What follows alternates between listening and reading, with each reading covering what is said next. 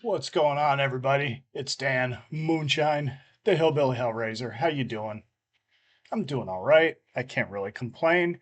It's kind of a miserable day here in Tampa. It was all rainy and gross looking most of the day, but other than that, it's been fine. Hit the gym, had a pretty good leg workout. Haven't really been feeling too rotten the past couple of weeks or so, knock on wood. And yeah, man, other than that, all's pretty well. Actually, probably can't hear it, but I'm listening to Lords of Death by Temple of Void. Just did a review on their latest album, The Crawl. And so I've been on a bit of a Temple of Void kick lately. Fun fact, when I did the review, I was anticipating getting my copy of the CD in the mail, and it didn't show up, and then it didn't show up, and I was like, well, what's going on here? And then checked my emails last night, and then I go and do like a search on it, and sure enough, there's nothing in there. So I go, huh. Well, let me go to the label site, go check out Relapse, and sure enough, there it is, sitting in the cart, along with the latest Exhumed album. So I went ahead and I ordered those. I actually picked them up from Bandcamp because I like the idea of having the digital download. That's always a nice selling point for me, at least. You know, I get to take them to the gym and wherever else on the road and all that sort of good stuff. But yeah, man, so that was kind of fun.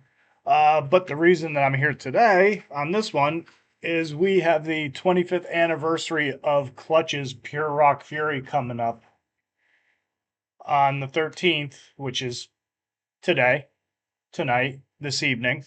And yeah, man, I just figured I would chat up this album a little bit. As most of you, if you follow my channel to any degree, you know I'm a huge Clutch fan. I even wore my kick ass Neil Fallon and American Treasure shirt just for the occasion. If you've never seen me break this one out, yeah, I finally decided to wear it during one of the videos. So, let me pull up some notes here. As I stated, this came out on March 13th of 2001. It was produced by Uncle Punchy, Lawrence Packer, executive produced by the band. If you're not familiar with the band Clutch, they are a four-piece. They've been together since 1988, 1989. Uh, Very cool. They're one of the few bands that I listen to that still have all the original members in the band. It's Neil Fallon on guitars, or guitars sometimes, vocals. Does lots of the pretty much all the lyrics. John Paul Gassier, who's the drummer, is excellent drummer. Tim Salt on guitar, Dan Maines on bass. Just a phenomenal. The best I could call them is pro rock. You know, that's the name of the website that they use, and that'd be the best way I could consider it. It's the only way I could classify Clutch. They're a professional rock band. There's a little bluesiness to it, little stoner rocky, almost kind of doomy elements, lots of funk elements to it. They throw in a little almost kind of country western twang to some of their stuff, and they've evolved over time. Like when they first came out on Transnational, for example, it was very almost borderline sludgy. It would be one way to describe it, but very much I mean, they were in that category of bands like Butthole Surfers and Monster Magnet. Try to think of some other bands that are kind of like off the beaten path, like in between metal and not quite metal, but not quite alt rock, and but not quite mainstream popular rock. So they're kind of fell into that weird area. But anyhow, instead of babbling too much, this album is, I want to say, 13 tracks. Yeah, it ends with a live version of Space Grass.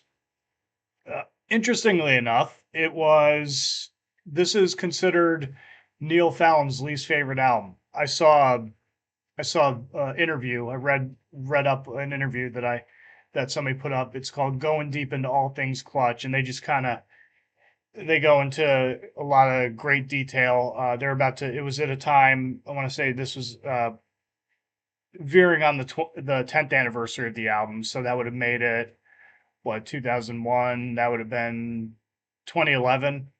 And they're about to go out on tour with Zach Wild, and they were promoting a new album at the time. And he just mentioned how they were going into a whole discussion about all the labels that they've been on and some of the fights that the band has had trying to get paid royalties and having access to some of their older albums, some of their back catalog. This one was on Atlantic, so he was lamenting that they'll probably never see a reissue from it because they probably never get whatever contract they signed with them. It's probably going to extend to the point past them being on this earth. So you probably never see a reissue of it. But a lot of their stuff they got to reissue on Weathermaker Records, which is their label, because they sued and won against one of their old record labels because they owed them royalties and the label couldn't pay them. So instead, the judge awarded them the masters to their albums, so they get to do any of the stuff that's coming out now. That's a lot of where it comes from. But yeah, man, as far as yeah, it's 13 songs, a little over an hour of music. It's good. It features appearances by Wino, Scott Weinrich from The Obsessed, Saint Vitus, Spirit Caravan, a couple other bands. Leslie West from Mountain, he does Immortal, which is probably the most most commercially viable song, most commercially popular song on this album. Most notably because it was in, I guess, a couple of video games and a couple other places, so it was pretty popular. Who else is on here? There's another guest I want to say is on here. Let me. Da, da, da, da. Yeah, a couple people that I don't really recognize. A couple members of the band 60 Watt Shaman, who they were friends with, and they talked about them being in the interview I mentioned, talking about how they mentioned them in respect to talking about Zach Wild, and how at the time the band had never actually met Zach Wild, so it was going to be their first time doing that. Uh, they had a little bit of they got picked up a little steam with the song "Careful with That Mic" because it was a rap rock parody, and I always heard the story behind it was that Neil Fallon read an interview somewhere where what's his name, Lil Wayne was bashing rock and said how easy it would be to write a rock song or a rock album. So this was their response to that, was "Careful with That Mic." It's a pretty cool song. The album version isn't as good as the live version that I've heard. I've heard a couple different versions, and I like the live version a little bit better. It's got a little bit more flow and punch to it.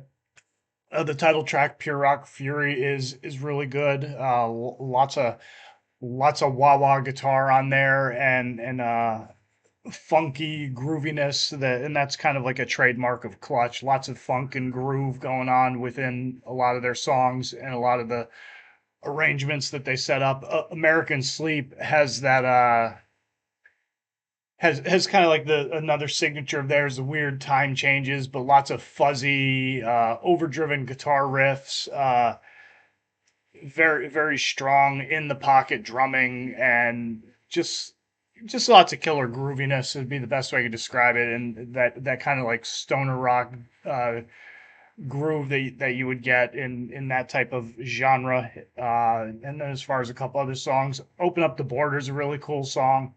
It kind of I think it delves into the topic of the old days of trading back in, I want to say, like I haven't been in school in a while, in many years, but I almost want to say like the East Indian Trading Company and stuff like that. Like when people were trading furs and pelts and freaking like wool and crap like that way back in like the frontier days or some crap like that. But yeah, it's very cool stuff. The Great Outdoors is a decent song. It's kind of got I would say it paints the great it paints like the groovy kind of funky stuff a little too heavy. It's a little too thick on there, so it's not really one of my favorite songs. And then there's a couple of tracks towards the end where it kind of it kind of fades a little bit towards the later rounds, and but overall it's a really good album. I'm not quite sure why Neil Fallon considers it his least favorite album. Red Horse Rainbow, that's another really good one. That's the one that Wino's on. So check that one out if you want. I believe he's also on Brazen Head. He does guitar on that.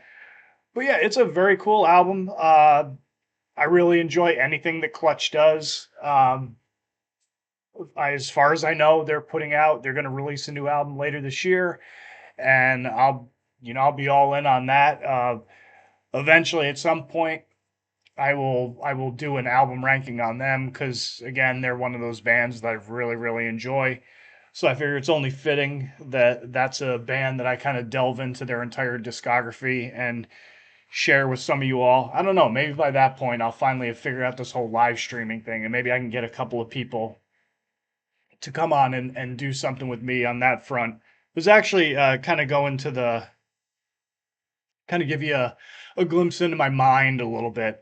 That was actually one of the first concepts for a video that I had was to do an album ranking with Clutch. And I had a couple of people who I wanted to bring on as guests, but since I'm a very technologically impaired person, I couldn't really figure out. I was trying to still figure out, like, I didn't know what StreamYard was.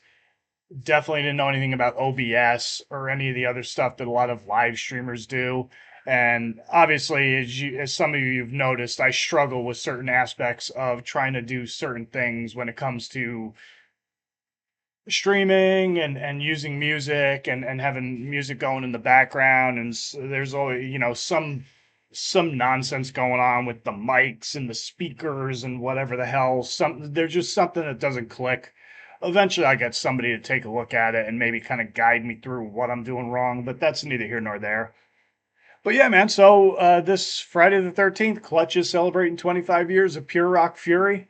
A fantastic album. Everything of theirs I love. So I'm not gonna say that it's a bad album, but it's just interesting that it's Neil Fallon's least favorite album. But yeah, so that's what I got for you. I figured I'd just do something a little different, and yeah, so that's pretty much it. That's what I got for you. Hope you enjoy it. I did a little short. I'm sure that some of you have seen it already, but I surpassed 500 subscribers. I thought that was pretty cool. Again, it's one of those deals where it's more about getting views and getting people to watch the stuff. That's the more important thing. But still, it's a cool little metric. And I've gotten a couple things on my phone and on my computer telling me, "Oh, congratulations! This is an achievement." Blah blah blah. And then Soul Reaper from Winter Eternal. Then he became subscriber 501. So I thought that was pretty neat. So cheers to him. Thank you. I appreciate it. Anybody who follows my dumb escapades, I appreciate it all the same. And yeah, again, I got a couple more things coming up. Got a couple more album reviews I'm gonna be doing pretty soon. Uh, Working on the Goat Whore album ranking. That'll be out sooner than later. And just kind of still rough drafting everything at this point as far as give you a progress update of what's going on there. Just rough drafting everything. And then I'll probably have some time within the next week or so to really like sit down, hammer it out, and record it, and then do a little editing on it, and bing, bang, boom, it'll be done. And yeah, it'll be there for you to either enjoy, vomit over, laugh at how inaccurate it is, or whatever the case might be. But yeah, man, that's all for now. Uh, as always, this is Dan Moonshine, thanking you for joining the Moonshine Talking. Uh, as always, stay sick, stay heavy, stay brutal. Always tuck your chin upon impact. Don't forget to breathe. Keep headbanging and iron slaying. And everybody have a good one. Take it easy. And I will catch you on the next video. Later.